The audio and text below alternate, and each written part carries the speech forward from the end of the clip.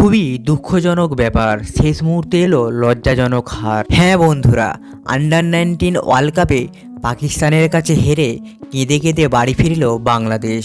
বাংলাদেশের এমন কান্না সত্যি দেখা যায় না। বিস্তারিত জানতে ভিডিওটি না টেনে পুরো ভিডিওটি দেখার অনুরোধ রইল। জিতলে সেমিফাইনালের স্বপ্ন, আর হারলে বিশ্বকাপ থেকে বিদায়, সব কিছু জেনেই যুদ্ধে নেমেছিল বাংলাদেশ। কিন্তু সেই যুদ্ধে নেমে পাকিস্তান বাংলাদেশকে যেই সমীকরণের টার্গেট ছুড়ে দিয়েছিল, সেই সমীকরণের টার্গেট ফুলফিল করতে পারেনি।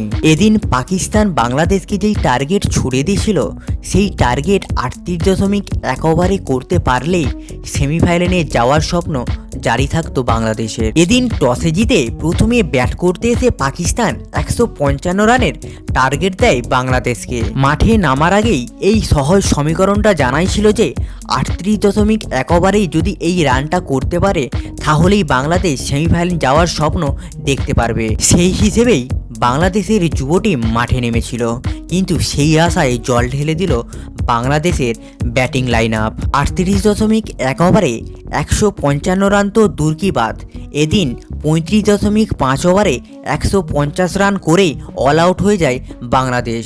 এর সাথে সাথেই বিশ্বকাপ থেকে চির বিদায় নেয় বাংলাদেশের যুব টিম। ম্যাচ হারার পর বাংলাদেশের প্রত্যেকটা যুব প্লেয়ার যেভাবে কান্নায় ভেঙে পড়েছিল, সত্যি সেটা দেখার মতো ছিল না।